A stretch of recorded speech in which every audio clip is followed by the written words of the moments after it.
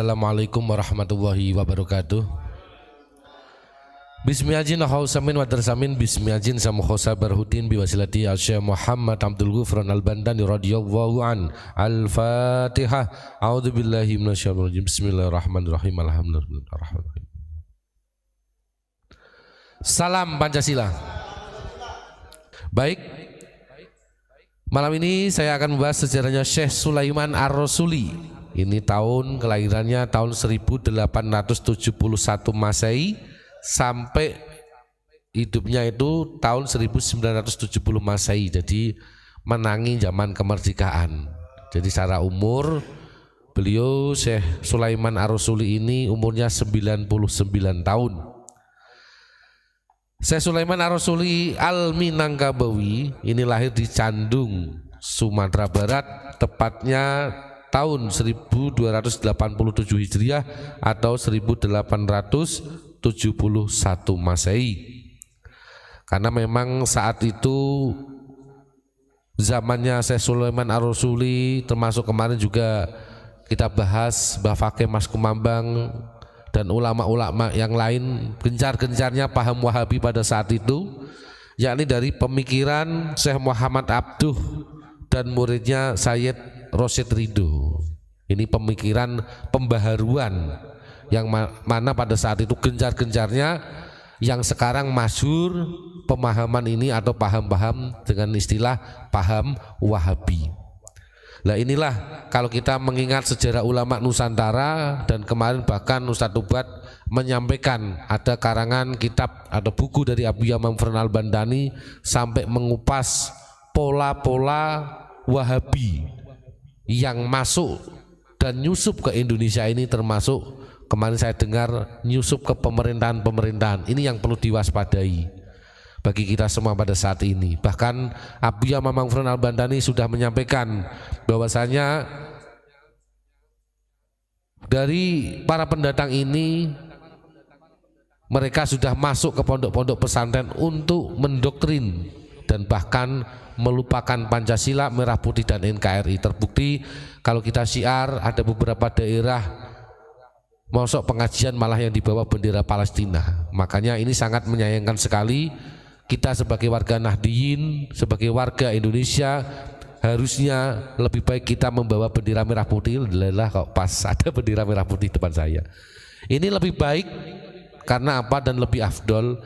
Kita sebagai bangsa Indonesia harus mengingat kita bisa memegang dan mengibarkan bendera merah putih ini. Kemarin Abu Yamam Fernal Bandani menyampaikan Indonesia bukan hadiah tapi tumpah darah. Mohon maaf,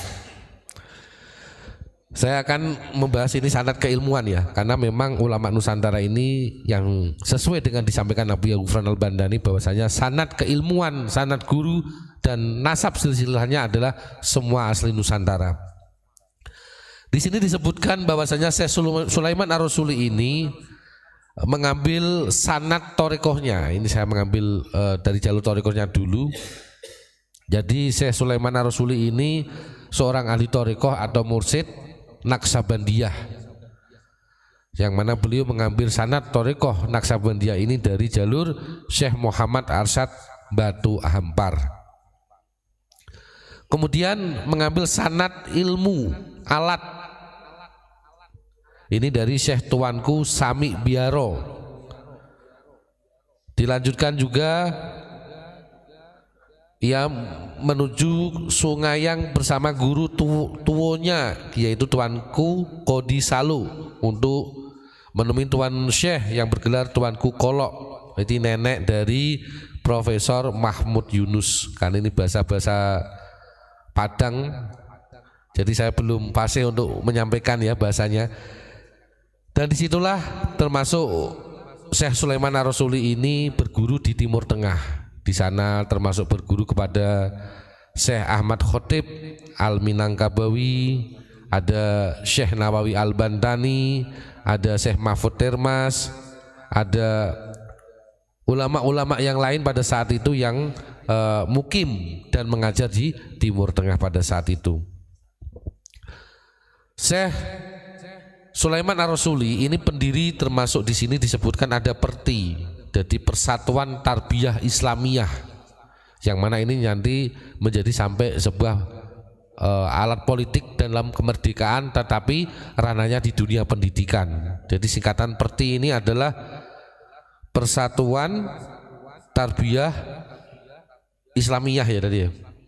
Ya Islamiyah, Persatuan Tarbiyah Islamiyah, dan ini memegang teguh dengan mazhab Imam Syafi'i. Ini perbedaannya kalau di NU, ini disebutkan di NU bahwasanya kalau NU itu memegang ada 4 mazhab, dan itu persis kalau Abu Yamamah Ghufran Al-Bantani syiar di Hizib Ghufraninya ada 4 mazhab Thoriqatuna. Ini sangat luar biasa, makanya jangan mudah untuk suudon, apalagi mudah terprovokasi oleh orang-orang yang tidak bertanggung jawab ketika kita syiar untuk menyelamatkan bangsa Indonesia, khususnya rakyat-rakyat yang ada di Indonesia ini mulai Sabang sampai Merauke. Dengan gerakan doa ini kita pada saat ini harus bersyukur dan mendukung. Karena apa?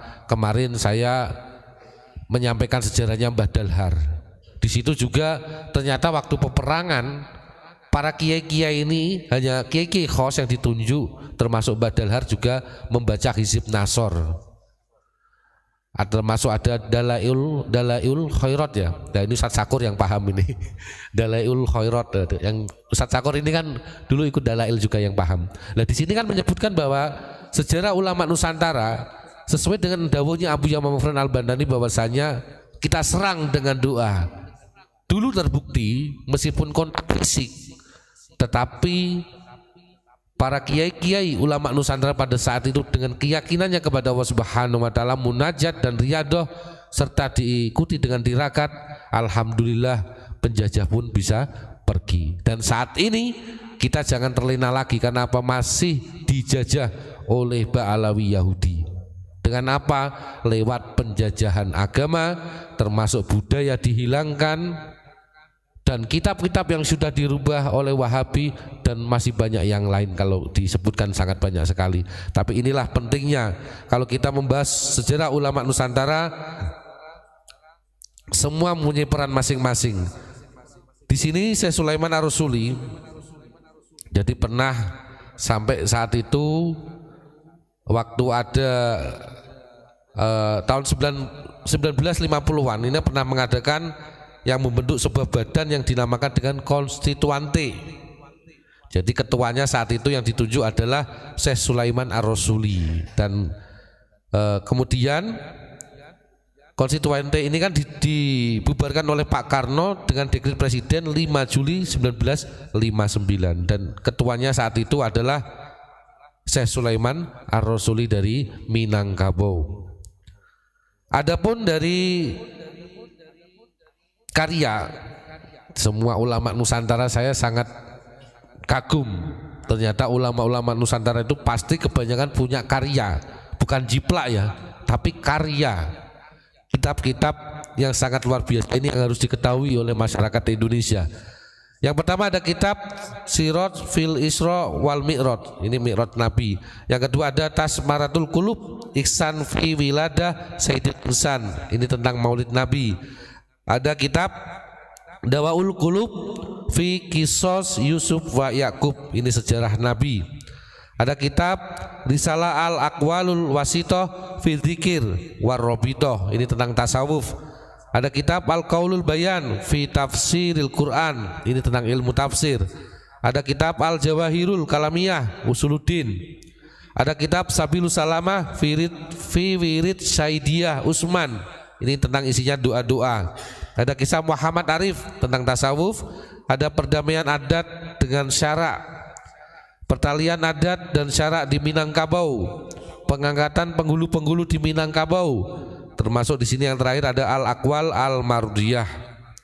Kemudian meninggalnya Syekh Sulaiman Ar-Rasuli ini pada tanggal 29 Jumadil Awal 1390 Hijriah atau bertepatan 1 Agustus 1970 Masehi, dan dimakamkan di lingkungan Madrasah Tarbiyah Islamiyah Candung Bukit Tinggi, Sumatera Barat.